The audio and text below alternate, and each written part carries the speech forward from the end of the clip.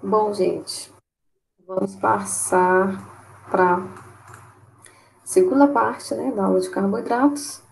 Só relembrando que na primeira aula a gente viu sobre monossacarídeos e nessa segunda parte a gente vai falar de oligosacarídeos e polissacarídeos, certo? Então, o estudo que a gente já trabalhou, vamos começar aqui com oligosacarídeos, que são açúcares formados pela união justamente dos monossacarídeos que a gente acabou de estudar. Então, eles consistem de cadeias curtas, né? Geralmente são hexoses e os principais são disacarídeos, né? Então, são cadeias curtas de unidades de monossacarídeos. E temos aqui até aqui um exemplo, né? Um monossacarídeo se unindo a um segundo monossacarídeo através da ligação glicosídica, né? Onde o grupo hidroxila de uma molécula de açúcar vai reagir com o átomo de carbono anomérico, como já vimos, né? O significado disso, da outra molécula de açúcar, né? Então, aqui a gente tem representado aí uma ligação, né, a formação da ligação glicosídica, e quando esse grupo hidroxila de uma molécula de açúcar se une ao átomo de carbono numérico da outra molécula de açúcar, liberando água, a gente tem a reação, a ligação glicosídica, desculpa, a reação não, ligação glicosídica, e a gente tem a formação, nesse caso aqui, de justamente um disacarídeo, né, que são oligosacarídeos formados pela união de dois monossacarídeos, né? Os disacarídeos são o grupo mais importante dentro de oligosacarídeos. Um dos principais disacarídeos que temos é a lactose, né? Um sacarídeo aí presente no leite e nos derivados de leite, apresentando sabor fracamente doce. A lactose é formada por dois monossacarídeos menores, né? É formada por glicose e galactose. Esse açúcar é hidrolisado somente pela ação da lactase. Então já comece a se acostumar, né? Terminação ose é carboidrato, tá, gente? Terminação ase é enzima, tá? Então a lactose, que é um disacarídeo presente no leite, só é hidrolisada pela ação da lactase, que é uma enzima específica que vai transformar a lactose em glicose e galactose, né? Uma doença, né, ou a intolerância à lactose, né, que está aí atualmente bem comum entre as pessoas, que é chamada de intolerância à lactose mesmo, né, que é quando a pessoa não se sente bem, né, ou passa muito mal, ou não consegue, ela não consegue ingerir lactose, porque ela não consegue digerir a lactose, né, ou seja, falta a enzima, né, o corpo não produz a enzima que vai fazer justamente isso daqui, né? Quebrar aí o disacarídeo em monossacarídeos, né? Para o corpo poder digerir. Então, vocês já viram que essas pessoas, uma opção para essas pessoas seria tomar um comprimido que contém essa enzima? Já viram isso? Não sei se alguém sofre disso aqui, ou tem alguém na família. Eu sei que tem pessoas, né, que nascem sem conseguir produzir essa enzima, e depois até conseguem produzir, e tem pessoas que acho que, eu não sei, eu não sou médica, né, mas eu não sei não sei se também já é conhecido o motivo do início dessa doença, mas que não tem idade, né, pessoas jovens, adultos e idosos param de produzir, né, produziram lactase a vida toda, mas em um certo momento, por algum motivo, eu já vi alguns artigos falando que está ligado ao adoecimento mesmo do intestino, a um desequilíbrio, inflamação, algo desse tipo, e aí a pessoa não produz mais essa enzima e não consegue, portanto, digerir. Então, comece também a se acostumar com a especificidade, né? Então, o corpo da pessoa tem milhares de enzimas, mas só a lactase realmente vai conseguir quebrar essa ligação, hidrolisar a lactose, liberando aí glicose e galactose, certo? Um outro disacarídeo muitíssimo importante é a sacarose, que é esse açúcar, né, que a gente usa na alimentação aí, chamado açúcar de mesa. Ela é formada pela glicose e frutose. Então, glicose e frutose são monossacarídeos, que vimos na parte 1 dessa aula, E os dois monossacarídeos, através da ligação glicosídica, formam a sacarose, né? Tem a estrutura dela aqui. Ela está na cana-de-açúcar, né? Que é onde a gente usa muito aí a fermentação, né? Da cana-de-açúcar que a gente retira, né, gente? Esse açúcar branco, esse açúcar de mesa que a gente usa na casa da gente. Também está na beterraba, né? Entre outras fontes. É doce, né? E a sua fermentação por leveduras é muito utilizada comercialmente, né? Para produção aí de álcool. Aqui tem o exemplo da lactose, que a gente já viu, né? Então a gente tem o monossacarídeo da lactose, o monossacarídeo glicose, formando a lactose com a liberação de água, né? A gente viu que a sacarose pode ser hidrolisada em glicose e frutose, e aqui o que a gente não viu ainda, que é outro de sacarídeo muito conhecido, a maltose. Nesse caso, a maltose é constituída aí de monossacarídeos de glicose. Bom, e a terceira classificação daquele quadrinho que a gente viu na parte 1 dessa aula, falava de polissacarídeos, né? Também é bom você já ir se acostumando, porque volta e meia o livro vai chamar de glicanos, né? Então, polissacarídeos, também chamados de glicanos. A maioria dos carboidratos encontrados na natureza ocorre como polissacarídeo mesmo, certo, gente? Já são polímeros aí de média até alta massa molecular. Então, a gente viu que ele pode ter aí centenas e até milhares de monossacarídeos. Os polissacarídeos são biomoléculas formadas pela polimerização de várias unidades de monossacarídeos unidos entre si pela mesma ligação glicosídica que a gente acabou de ver aí, né, que forma também o disacarídeo, que está dentro da classificação de oligosacarídeo. Mas os polissacarídeos também são unidos aí, né, são formados por monossacarídeos unidos também por ligações glicosídicas, né? Só que nesse caso aqui, a gente tem a formação de uma longa cadeia. Até então, os compostos que a gente tinha visto eram solúveis em água e apresentavam sabor doce ou fracamente doce. Aqui nos polissacarídeos, observem que são insolúveis em água e não apresentam sabor doce, tá? A unidade predominante de diversos polissacarídeos é a glicose.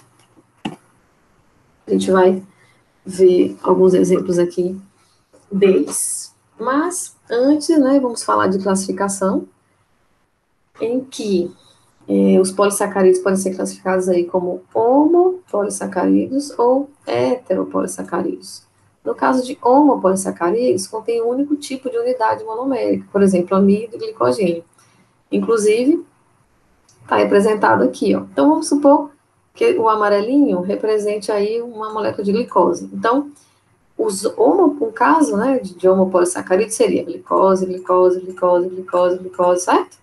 Não varia, é apenas um, né? É quando o polissacarídeo é composto mesmo apenas por um monossacarídeo, né? É o mesmo. E aí ele pode ser linear ou ramificado, certo? Aqui o exemplozinho de um ramificado. E quando é classificado como heteropolissacarídeo é quando contém dois ou mais tipos de unidades monoméricas. Vou ter que corrigir isso aqui. Na verdade, são dois ou mais tipos de unidades monoméricas, ó. No caso aqui, a gente tem o rosinha e o azulzinho, né? É como se fosse uma, vamos dizer aí, sei lá, uma glicose e uma lactose, certo? Então, são dois monossacarídeos diferentes, ou mais, né? Aqui mesmo tem o azul, o bege e o rosa, né? Então, só para vocês entenderem. Agora, dentro dos heteropolissacarídeos, a gente também tem lineares e ramificados, tá? Até que fala, ó, vai ficar mais claro para vocês, já que aqui no textinho eu tenho que corrigir. Esse aqui é o exemplo de dois tipos de monômeros lineares. Aqui a gente tem múltiplos monômeros, né? E aqui a gente tem como exemplo o ácido hialurônico. Ele é constituído por unidades de ácido glicurônico e acetilglicosamina. Ok? Dentre os polissacarídeos, né, a gente tem polissacarídeos de reserva e polissacarídeos estruturais, né? São os principais aí que a gente vai ver na aula de hoje. Polissacarídeos de reserva é a forma de armazenamento, né? O polissacarídeo é a forma de armazenamento de monossacarídeos empregados como combustíveis, né? Pelas células. Então, as células armazenam ali, é a forma dela armazenar mesmo energia, né? O amido cumpre esse papel nas plantas e o glicogênio cumpre esse papel em animais. Então, né, aqui fala das eventuais necessidades metabólicas. Então, quando tem necessidade, as unidades de glicose são liberadas enzimaticamente para uso como energia. Então, fica ali armazenado como amido, por exemplo, e aí, né, quando a planta precisa, ou no caso, né, os animais, ou os seres humanos precisam, seria o glicogênio, a glicose está ali guardadinha, né, armazenada, e aí as enzimas ajudam a liberar essa glicose para utilizar como energia, como fonte de energia, tá bom? Aqui tem alguns exemplos, né? O amido que está na mandioca, né? Esse amido de milho aqui que vocês conhecem também como maisena. E aqui tem só uma observaçãozinha, né? Uma observação interessante. Quando acaba a reserva de glicogênio, então, quando o corpo precisa, ele acessa o glicogênio, né? Agora, quando acaba a reserva de glicogênio, aí as proteínas e os lipídios já vão ser quebrados para produzir energia, tá? Polissacarídeos estruturais, né? Aqui a gente vai ter também homopolissacarídeos, vejam que aqui também foi, né? A gente vai falar de cada um, tá, gente? Vou falar separadamente aí do amido, do glicogênio, nos próximos slides. Estruturais mais, né, presentes aí são celulose e quitina, né? A celulose está na parede celular vegetal e a quitina está no exoesqueleto de animais. Né? Eles dão forma, né? Elasticidade ou rigidez, né? Eles fazem ali, eles são ali o elemento estrutural mesmo dos tecidos vegetais e animais, né? E proteção e suporte aos organismos unicelulares.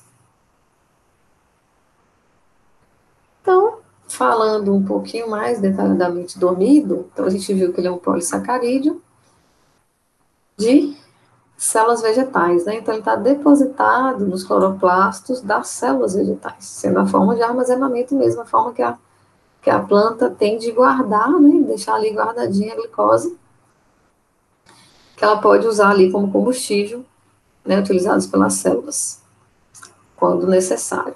O produto da fotossíntese é a glicose, né, gente? A gente já viu lá no primeiro slide.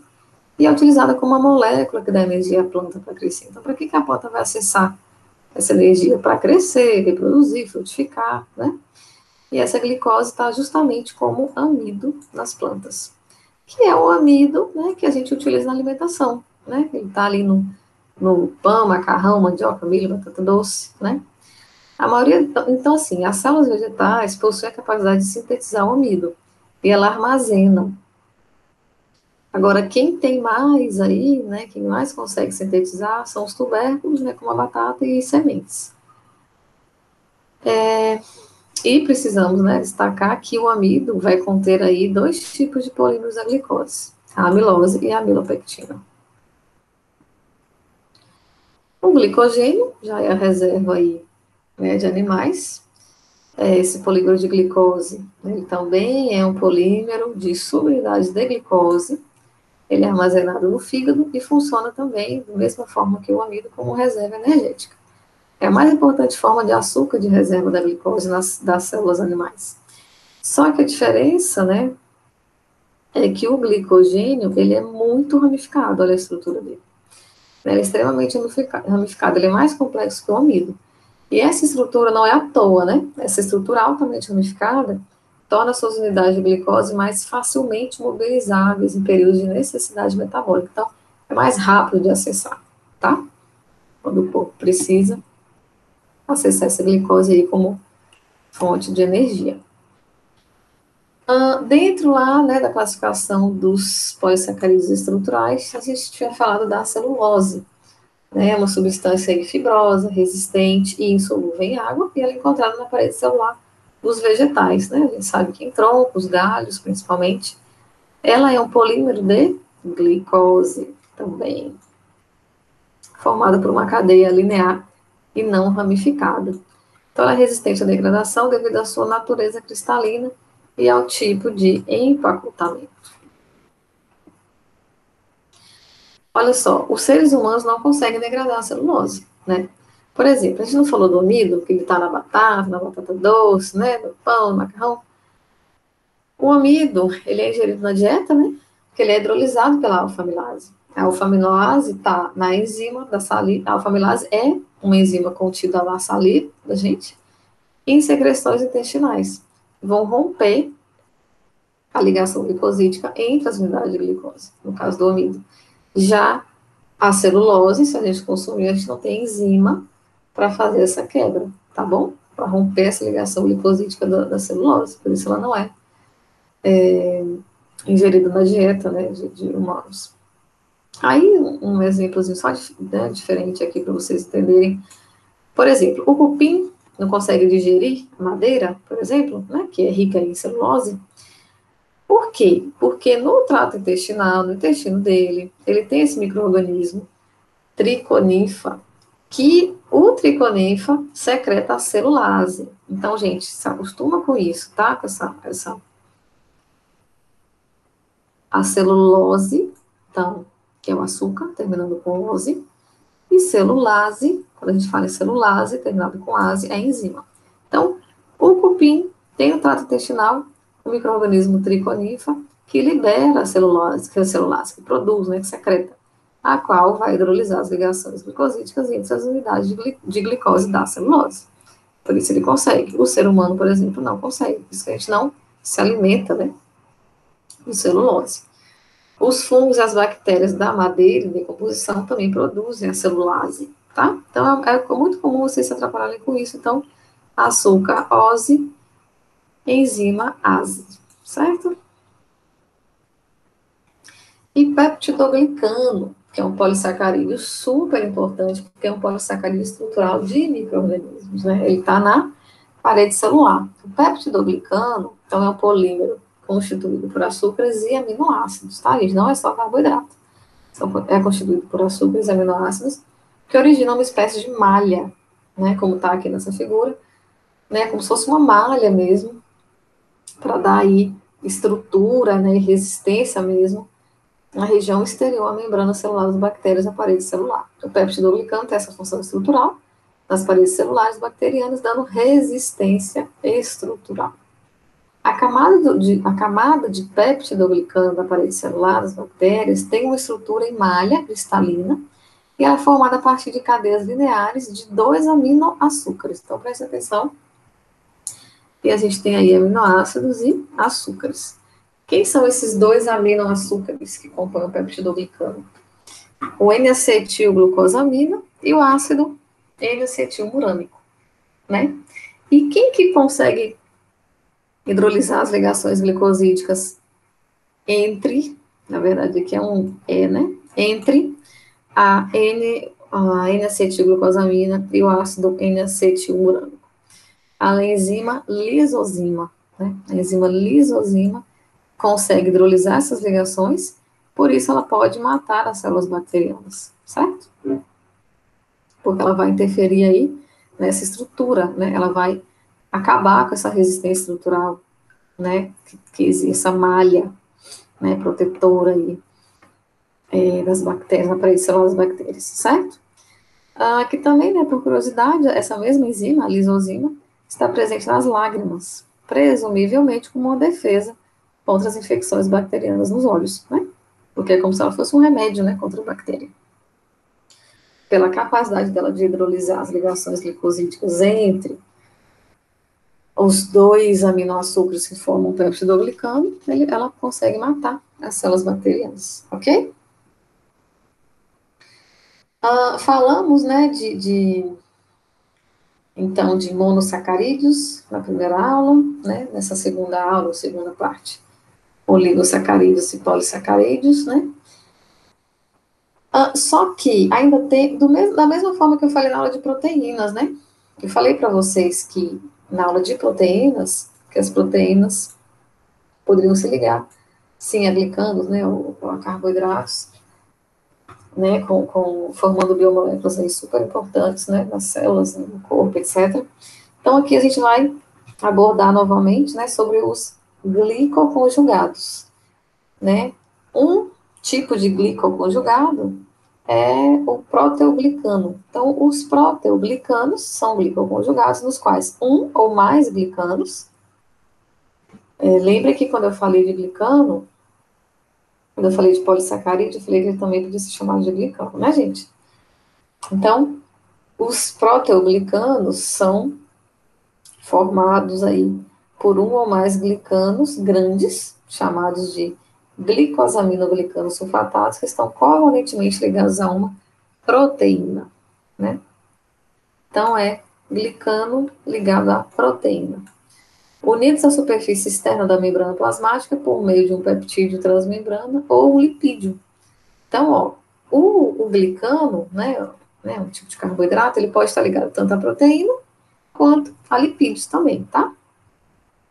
Os proteoglicanos fornecem pontos de adesão, reconhecimento e transferência de informação entre as células, ou entre as células e a matriz extracelular. Né? Então, são funções aí super importantes. A gente também tem as glicoproteínas, né, que contêm oligosacarídeos. Então, nesse caso dos proteoglicanos, são glicanos, são polissacarídeos. As glicoproteínas já contêm oligosacarídeos, covalentemente ligados a resíduos de ácido aspartico, né, ou aspartato, serina ou treonina, né? Muitas proteínas extracelulares ou da superfície. Gente, isso aqui está na aula de proteínas, tá bom? São abreviações aí dos aminoácidos. Então, muitas proteínas extracelulares ou da superfície celular são glicoproteínas. Os oligosacarídeos covalentemente ligados influenciam o enovelamento e a estabilidade das proteínas. Isso também, quem não está lembrando, volta na aula de proteína, porque lá tem em detalhes, né, como é que funciona, quem que liga com quem, como é que fica aí o enovelamento e a estabilidade das proteínas, tá? Então, os oligosacarídeos, olha que interessante, os oligosacarídeos que a gente estudou hoje, covalentemente ligados, influenciam o enovelamento e a estabilidade das proteínas, fornecem informações cruciais sobre o destino das proteínas recentemente sintetizadas e permitem o reconhecimento específico por outras proteínas, tá? Então, glicoconjugado, gente, a gente fala disso quando a gente fala de lipídio, a gente fala disso quando a gente fala de proteína, tá? E a gente fala aqui. Então, o que vocês tiverem com dúvida aqui, voltem na aula 1 de proteínas, onde vocês vão ver lá sobre aminoácidos, sobre esse novelamento, sobre a estabilidade de proteínas, tá bom? Porque esse slide está focando mais no que os sacarídeos aí estão entrando aí, né, com essa participação aí. E ainda dentro de glicoconjugados, glicolipídios, então você já tem aí, agora aqui a junção é com lipídios, né? Ou glicoesfingolipídios em plantas e animais, e lipopolissacarídeos no caso de bactérias. São componentes do envelope celular, ou cadeias de oligosacarídeos expostas na superfície externa da célula, tá? Então, são alguns exemplinhos aí dos glicoconjugados. E para fechar, como a gente já viu na aula de proteínas, as proteínas são sintetizadas a partir de um molde. Até tem aquele, acho que eu mandei 2 ou 3 vídeos, né, na aula de proteínas, para vocês verem como é que as proteínas são sintetizadas, né, e realmente são a partir daí de um molde, né, com a ajuda do RNA mensageiro, com sequência de base e tamanhos já definidos, por meio da ação de enzimas que copiam exatamente o molde. Para a síntese de polissacarídeo, não tem nenhum molde, tá? O programa, né, para sintetizar, para a síntese de polissacarídeos, é intrínseco às enzimas que catalisam a polimerização das unidades monométricas.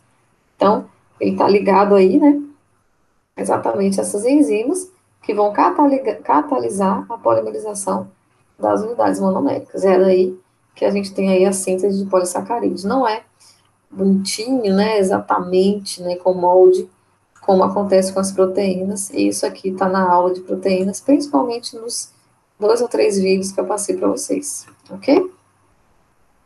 E para finalizar, algumas aplicações tecnológicas de carboidratos em bioprocessos, né? Acho que a principal que a gente vai ver nessa disciplina são fermentações, né? Então, os carboidratos vão estar aí como fonte de carbono e energia. Mas também estão aí na indústria médico-farmacêutica, né? Na produção de comprimido, produção de micro e nanopartículas para o carregamento de fármacos, regeneração de tecidos, olha a quitosana entra aqui, né? O polissacarídeo quitosana entra aqui. Na indústria de alimentos, a gente tem espessante, fixação de aroma, estabilização de espuma, alimentos dietéticos adoçantes, também na indústria de papel e celulose, né? Que é até interessante porque muitos de vocês estagiam numa indústria, né, de papel e celulose na Suzano, mas na nossa disciplina, a principal aplicação aí que a gente vai usar, esse conhecimento que a gente teve hoje, nessa aula aqui de carboidrato, é na hora que a gente for começar a falar de fermentações, ok?